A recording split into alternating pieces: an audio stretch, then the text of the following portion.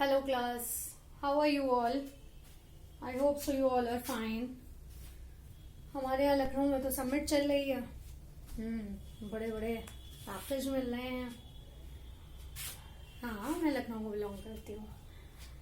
तो आज आप लोगों से कुछ डिस्कस करती हूँ। Anger is a kind of madness. Anger क्या होता है? जो गुस्सा होता है ये पागलपन का एक क्या है प्रकार है। ठीक है, जब गुस्सा आता है तो हमें समझ ही में नहीं आता व्हाट कैन वी डू, हम क्या कर सकते हैं, क्या करना चाहिए, क्या नहीं करना चाहिए। बस हमें गुस्सा आता है, हम चिल्लाते हैं, रोते हैं, किसी पे हाथ उठा देते, बच्चा होता है तो उसे मार भी लेते हैं, है ना। तो anger is a kind of madness which destroys good thought. जो क्या करता है, जो आपके अच्छे विचार होते हैं, अच्छी सोच होती है, वो सब खत्म कर देता है। कौन? हमारी एंगर। जब हम गुस्सा में होते हैं तो हमें नहीं समझ में आता क्या सही है, क्या गलत है, क्या करना चाहिए, क्या नहीं करना चाहिए, हम क्यों बोल रहे हैं, क्या बोलना चाहिए, हमें कुछ भी नहीं समझ आता। सिर्फ हमें ये लगता है हम गुस्सा अपना कैसे निकालना है ना। तो anger is a kind of madness which destroys good thought. जो अच्छे थॉट, आपके अच्छे विचार, आपकी अच्छी सोच, आपके अच्छे काम करने का तरीका, ये सब चीजें बदल देता है। कौन? एंगर। ठीक है, तो आज हम शुरू करते हैं। कल हम लोगों ने काफी कुछ पढ़ लिया था। क्या क्या पढ़ा था कल हमने? कल हमने पढ़ा था क्रिस्टलाइजेशन और effect of temperature, effect of pressure. Effect of pressure मैंने आपको वर्बली बताया था।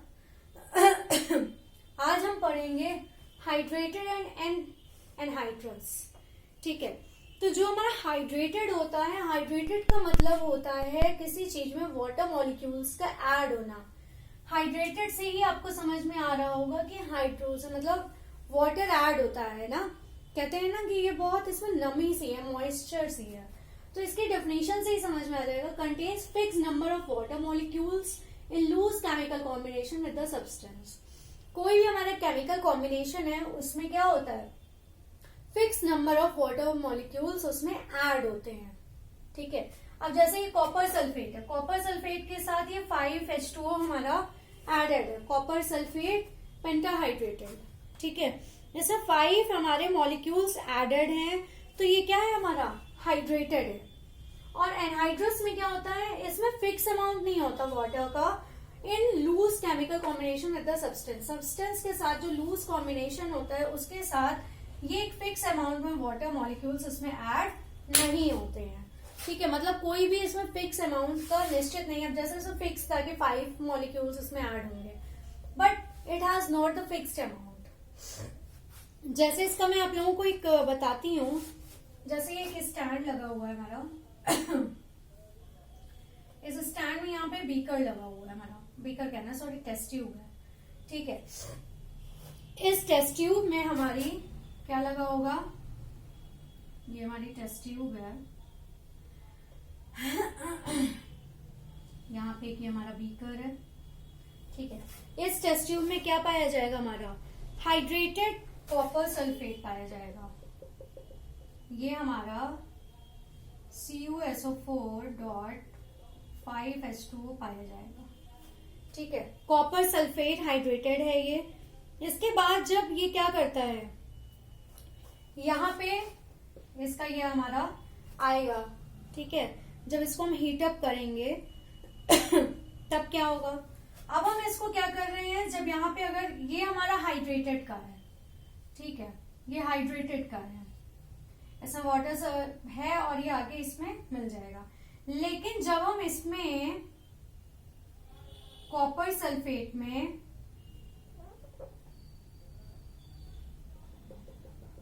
यहां से हम इसको एक हीट दे रहे हैं, अगर हम इसको यहां से हीट दे रहे हैं तो क्या होता है? हीट देने के बाद इसमें से क्या होगा? एक स्टीम निकलेगी। ठीक है, यहां से एक स्टीम निकल रही है, स्टीम निकल रही है। ठीक है, तो स्टीम क्या होगी? वाटर वेपर क्या होगा? ये यहाँ पे वाटर ड्रॉपलेट्स आने लगेंगे। स्टीम किसमें कन्वर्ट हो जाएगी? वाटर ड्रॉपलेट्स में, वाटर ड्रॉपलेट्स में। तो it will not be sure कि ये वाटर कितना है, कितना इसमें मिक्स है, ये हमें नहीं पता है।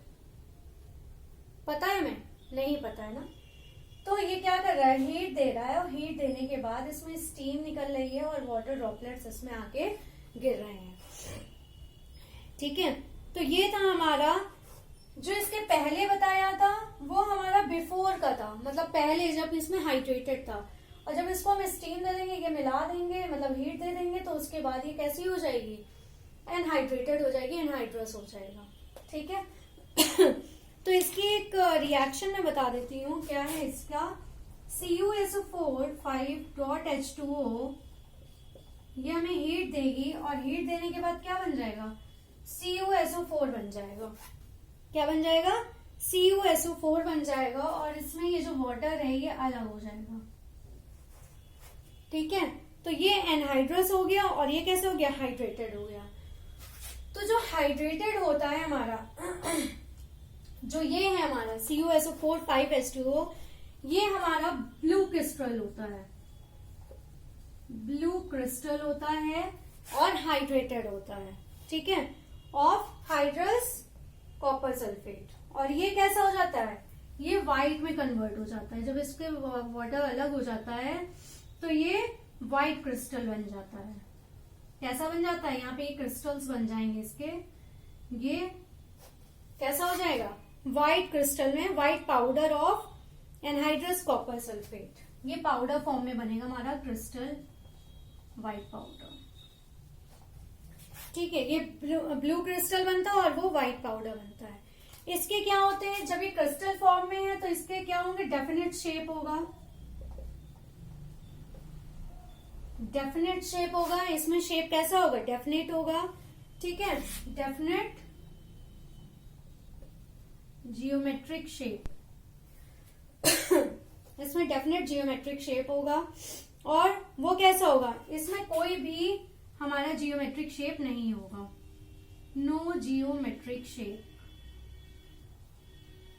जब ये पाउडर फॉर्म में होगा तो ज्योमेट्रिक शेप का कोई मतलब ही नहीं है हमारा। ठीक है, और ये कैसा होगा, क्रिस्टल, इसमें पहले ही कहा है, तो क्रिस्टलाइन इन नेचर, ये नेचर में कैसा होगा, क्रिस्टलाइन होगा। जब ब्लू क्रिस्टल है तो क्रिस्टलाइन होगा, और ये कैसा होगा, ये हमारा एमॉर्फस होगा। एमॉर्फस क्या होता है ये बताते हैं आपको। जो एमॉर्फस होता है उसका मतलब होता है जिसमें हमारा fixed form, having no fixed form और शेप। एमॉर्फस मतलब होता है जिसका ना तो कोई फिक्स्ड फॉर्म होता है और ना ही शेप होता है। ठीक है, ये हमारा एमॉर्फस होता है। आई होप से इतना समझ में आया होगा। हाइड्रेटेड मतलब इसमें वाटर मॉलिक्यूल्स फिक्स अमाउंट में पाया जाएगा, इसमें वाटर मॉलिक्यूल्स निकल जाएंगे, इसमें कोई भी फिक्स अमाउंट नहीं होता है। होता है वाटर मॉलिक्यूल, ऐसा तो नहीं है कि नहीं होगा, बट इनका कोई फिक्स अमाउंट नहीं होता है। ये मैंने आपको बता दिया। इसके पहले का एक डायग्राम था वो CuSO4 5H2O का था, हाइड्रेटेड था, क्रिस्टल था, ब्लू क्रिस्टल होते हैं, डेफिनेट ज्योमेट्रिकल शेप होती है क्योंकि क्रिस्टल है। कल मैंने आपको बताया था क्रिस्टल का एक शेप कैसा होता है, डेफिनेट होता है, क्रिस्टलाइन इन नेचर, और वो नेचर में कैसा, जब क्रिस्टल शेप है तो वो कैसा होगा, उसका नेचर भी क्रिस्टलाइन होगा। दूसरा CuSO4 जो इससे मिलता है हीटअप के बाद, तो ये कैसा होता है, पाउडर फॉर्म में होगा, इसके वाटर क्या होंगे, मॉलिक्यूल्स वाटर वेपर के फॉर्म में निकल जाएंगे। नो ज्योमेट्रिकल शेप, इसमें कोई भी ज्योमेट्रिकल शेप नहीं होता है, ये एमॉर्फस होता है। एमॉर्फस में आपको क्या बताया, हैविंग नो फिक्स्ड फॉर्म और शेप, जिसका कोई भी फिक्स फॉर्म और शेप नहीं होता है। ठीक है, ये था हाइड्रेटेड और एनहाइड्रस सब्सटेंस। इतना आप लोगों को आई होप से समझ में आ गया होगा। इसके कुछ क्रिस्टल्स हैं वो भी मैं बता देती हूँ, कुछ एग्जांपल्स हैं। इनका क्या होता है, जो वाटर मॉलिक्यूल्स होते हैं उसके बेस में भी होता है, जैसे 2H2O होगा, ठीक है, तो वो कैसा होगा, डाईहाइड्रेटेड होगा, 3 होगा तो ट्राईहाइड्रेटेड होगा, इस तरह से होगा। ठीक है, वो भी मैं बता देती हूँ, आप लोगों को पता होना चाहिए। अगर मान लीजिए MCQ बेस में आ गया तो आप कैसे करोगे, तो वो भी मैं बता देती हूँ। हाइड्रेटेड क्रिस्टल की बात करते हैं, हाइड्रेटेड क्रिस्टल्स। ठीक है, इसकी एक टेबल बनेगी, वो भी मैं बता देती हूँ। जैसे हमारा है CuSO4.2H2O, ये किसका फॉर्मूला होता है, ये हमारा जिप्सम का फॉर्मूला होता है, बताया था जब जिप्सम पढ़ाया था। ठीक है, जिप्सम का फॉर्मूला होता है कैल्शियम सल्फेट, और ये कैसा होता है, ये डाईहाइड्रेट होता है, डाईहाइड्रेट होता है। कैसे, इसमें 2 वाटर मॉलिक्यूल्स हैं, that's why it's called the dihydrate. ठीक है, इसी तरह हमारा कॉपर नाइट्रेट देख लीजिए, CuNO3 का whole twice dot 3H2O, that's called the trihydrate. क्या कहेंगे इसको, कॉपर नाइट्रेट है ये हमारा, ये कॉपर सल्फेट है, ये इसमें 3 वाटर मॉलिक्यूल्स हैं, इस वजह से इसको ट्राईहाइड्रेट बोलेंगे हम। ठीक है, इसके बाद कैल्शियम नाइट्रेट, CaNO3 का होल ट्वाइस डॉट 4H2O, ये कैसा होता है, ये कॉपर सल्फेट है हमारा, और ये पेंटाहाइड्रेट कहलाएगा। इसमें 4 है तो ये टेट्राहाइड्रेट कहलाएगा, 5 होगा तब पेंटा कहलाएगा। ये टेट्राहाइड्रेट मैंने देखा नहीं था, 5 है या 4 है, तो ये हमारा क्या कहलाएगा, टेट्राहाइड्रेटेड कहलाएगा। इसको और क्या कहते हैं हम, लाइम सॉल्ट पेट्रे कहते हैं इसको, लाइम सॉल्ट पेट्रे। जैसे इसका जिप्सम हो गया, इसका लाइम सॉल्ट पेट्रे, और ये कैसा हो गया, 4 मॉलिक्यूल्स हैं इसलिए टेट्राहाइड्रेट हो गया। ठीक है, इसके बाद इसी तरह CuSO4 डॉट 5H2O, ये कैसा हो जाएगा, ये पेंटाहाइड्रेट हो जाएगा, क्योंकि इसमें हमारे 5 मॉलिक्यूल्स हैं इसलिए ये कैसा होगा, पेंटाहाइड्रेट होगा। ठीक है, पेंटाहाइड्रेटेड हो गया, और ये क्या होगा, ब्लू विट्रियोल। ठीक है, इसके बाद ये हो गया हमारा calcium chloride, CaCl2 dot 6H2O, ये कहलाएगा हेक्साहाइड्रेट। कैसा होगा, हेक्साहाइड्रेट होगा। ठीक है, इसी तरह magnesium sulphate MgSO4 dot 7H2O, ये कैसा होगा, हेप्टा 7 है तो क्या होगा, हेप्टाहाइड्रेट कहलाएगा। क्या कहलाएगा, हेप्टाहाइड्रेट कहलाएगा मैग्नीशियम सल्फेट। इसको एप्सम सॉल्ट भी कहते हैं, ये फॉर्मूले याद कर लीजिएगा, एप्सम सॉल्ट। ये कई बार सिर्फ ये नाम आएंगे, एप्सम सॉल्ट का फॉर्मूला बताइए, या MCQ में पूछ लेगा हेप्टाहाइड्रेटेड एप्सम सॉल्ट फॉर्मूला, तो उसमें आपको MgSO4 डॉट 7H2O, हेप्टाहाइड्रेट का मतलब ही हो गया, हेप्टा से क्या होता है 7, एप्सम सॉल्ट का हो गया मैग्नीशियम सल्फेट कहते हैं। ठीक है, इसी तरह हमारा ग्लोबल सॉल्ट्स बता देते हैं आपको, इतना आई होप से समझ में आया होगा, ये सब हाइड्रेटेड सॉल्ट्स हैं हमारे। ठीक है, ये थोड़ा इंपॉर्टेंट है, ये बता देते हैं, Na2SO4 डॉट 10H2O, ये कैसा है हमारा, डेकाहाइड्रेट है, 10 लगे हैं तो डेकाहाइड्रेट कहलाएगा, और इसको हम क्या कहते हैं, ग्लोबस सॉल्ट। ठीक है, इसे हम ग्लोबल सॉल्ट कहते हैं, ग्लोबल सॉल्ट। इतना आई होप से समझ में आ गया होगा आप लोग को, ये हाइड्रेटेड होते हैं। अब हम एनहाइड्रस के भी कुछ एग्जांपल्स बता देते हैं आप लोगों को, उसके बाद हम इन्फ्लोरेसेंट और डेलिक्वेसेंट में चलेंगे। ये थोड़े इंपॉर्टेंट है, इनका डिफरेंस पूछा जाता है, इसीलिए मैंने आपको अलग अलग करके बताया है, जिससे आप लोग कंफ्यूज ना हो। इसके बाद है हमारा anhydrous crystals, anhydrous crystals. Anhydrous crystal की बात करें तो इसमें सल्फेट्स आते हैं, इसमें भी हमारे सल्फेट्स आएंगे, क्लोरीन्स आएंगे। ठीक है, जैसे सल्फेट्स की बात करें, सल्फेट्स ऑफ पोटेशियम, आपको ये तो एग्जाम्पल में ही बताया था, पोटेशियम K2SO4, ये एनहाइड्रस होता है हमारा। उसके बाद अमोनियम, अमोनियम का क्या हुआ, NH4 का होल ट्वाइस SO4। इसके बाद इसी तरह क्लोराइड्स ऑफ, ये सल्फेट का हो गया, ये क्लोराइड्स का हो गया। क्लोराइड्स में इसी तरह पोटेशियम का, पोटेशियम के साथ क्लोराइड का फॉर्मूला क्या बनता है, KCl, पोटेशियम क्लोराइड। ठीक है, लेड के साथ क्या बनता है, PbCl2, लेड क्लोराइड। उसके बाद नाइट्रेट्स ऑफ, नाइट्रेट के साथ क्या बनेगा, पोटेशियम और सोडियम का इसमें पोटेशियम का बनेगा KNO3 और सोडियम का क्या बनेगा NaNO3, है ना। तो ये कैसे हैं हमारे, ये हमारे एनहाइड्रस हैं सल्फेट्स के साथ K2SO4, अमोनियम के साथ NH4 का होल ट्वाइस SO4, क्लोराइड्स के साथ potassium KCl potassium chloride, lead के साथ PbCl2 लेड क्लोराइड, नाइट्रेट्स के साथ पोटेशियम नाइट्रेट KNO3, सोडियम के साथ NaNO3 सोडियम नाइट्रेट। ठीक है, ये इनके एग्जांपल्स हैं एनहाइड्रस के। अब हम बात करते हैं इन्फ्लोरेसेंट सब्सटेंस और डेलिक्वेसेंट सब्सटेंस के।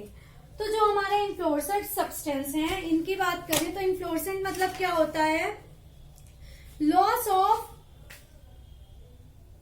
Water by a hydrated salt, exposure to the atmosphere lose their moisture partially और कंप्लीटली। मॉइस्चर मतलब क्या हो गया कि उनमें जो वाटर मॉलिक्यूल्स होते हैं वो पाए जाते हैं और वो क्या होते हैं धीरे धीरे धीरे धीरे एवेपोरेट हो जाते हैं। तो जब हम इसको एक्सपोज करते हैं एटमॉस्फेयर में तो वो अपना मॉइस्चर खो देते हैं, पार्शियली या तो खोते हैं या फिर पूरी तरह से खोते हैं टू द एटमॉस्फेयर में and change into amorphous state. और किसमें बदल जाते हैं, एमॉर्फस स्टेट में। एमॉर्फस मैंने आपको क्या बताया, जिसमें कोई भी फिक्स्ड अमाउंट नहीं होता है। ठीक है, ना फिक्स्ड अमाउंट होता है ना ही इनका कोई डेफिनेट शेप होता है। डेलिक्वेसेंट में क्या होता है, ये वाटर को एब्जॉर्ब करते हैं, मॉइस्चर एब्जॉर्ब करते हैं।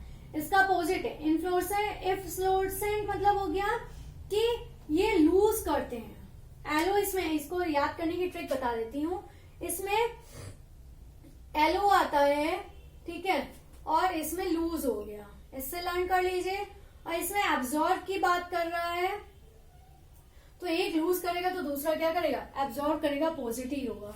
तो ये मॉइस्चर जो उसमें डिसॉल्व होता है वो क्या करता है, एब्जॉर्ब करता है। ठीक है, और ये उसको लूज करने का काम करता है।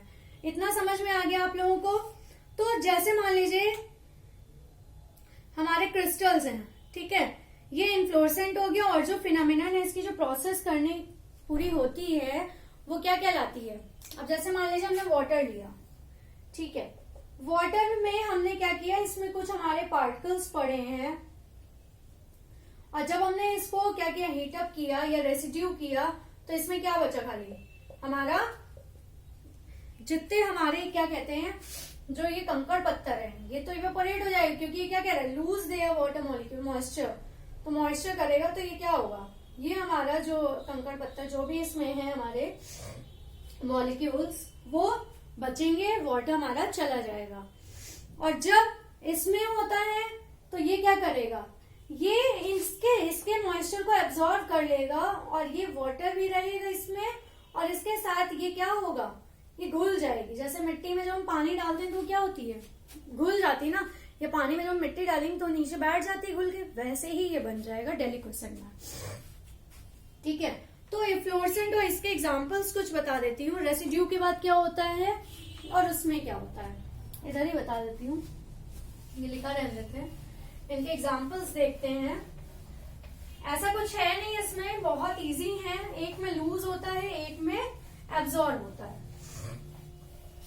ठीक है, तो अब इसके एग्जांपल्स देखते हैं हम। Examples of inflorescence. ठीक है, अब हम इनके एग्जांपल्स में आपको बताते हैं क्या क्या होते हैं हमारे एग्जांपल्स इसके। तो सबसे पहले आता है वॉशिंग सोडा।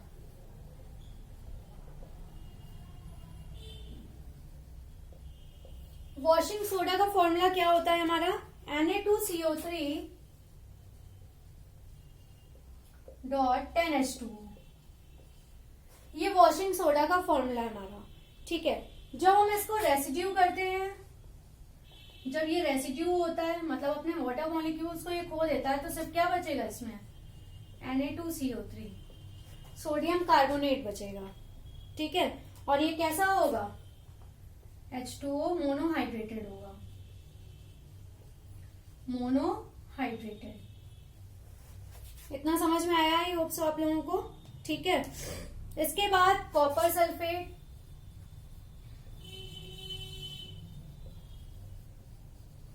कॉपर सल्फेट की बात करें, कॉपर सल्फेट का फॉर्मूला क्या होता है आप लोगों को तो पता है, अभी बताया था मैंने इसके पहले, CuSO4.5H2O। ठीक है, और जब ये रेसिड्यू होता है तो क्या बच जाएगा इसमें, एनहाइड्रेट हो जाएगा ये पूरा, इसमें वाटर मॉलिक्यूल बचेंगे ही नहीं, ये सारे लूज कर देगा। तो ये कैसा होगा, एनहाइड्रेट। ठीक है, हाँ जुकाम हो रखा हल्का सा। CuSO4.5H2O को जब हम रेसिड्यू करेंगे, इसकी मतलब प्रोसेस करेंगे, तो ये क्या होगा, CuSO4 बचेगा, एनहाइड्रेट होगा। इसी तरह ग्लोबल सॉल्ट का फॉर्मूला भी क्या बताया था, याद है, भूल गए आप लोग, बताइए याद है तो। हाँ, Na2SO4.10H2O। इसीलिए इसको क्या कहते हैं हम, 10 लगा है तो क्या बोलेंगे हम इसको, 10 को डेका।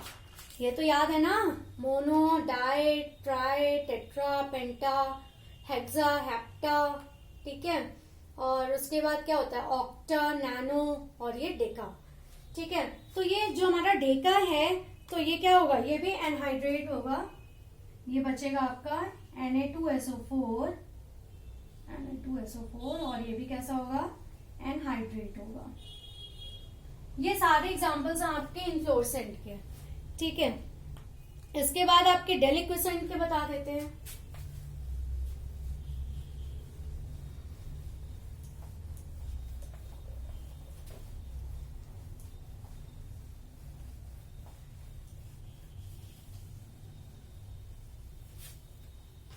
डेलिक्वेसेंट के देखते हैं,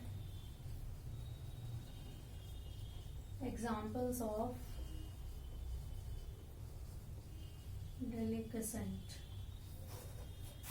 डेलिक्वेसेंट की बात करें तो इसमें जो हमारे एग्जाम्पल्स हैं, आपका आयरन क्लोराइड हो गया, FeCl3 हो गया। ठीक है, आयरन क्लोराइड, इसमें क्या होता है, इसमें आपके वाटर मॉलिक्यूल्स को ये एब्जॉर्ब कर लेता है। कैल्शियम क्लोराइड हो गया, CaCl2, ये सब एब्जॉर्ब करते हैं। NaOH, KOH। ठीक है, और लास्ट है हमारा मैग्नीशियम क्लोराइड, MgCl2। ये सारे हमारे एग्जांपल्स हैं डेलिक्वेसेंट के। आई होप सो इतना समझ में आ गया होगा। कोई डाउट है तो आप मुझसे कमेंट बॉक्स में भेज के पूछ सकते हैं। हंसते रहिए, मुस्कुराते रहिए। Please like, share and subscribe my channel. Thank you, take care class.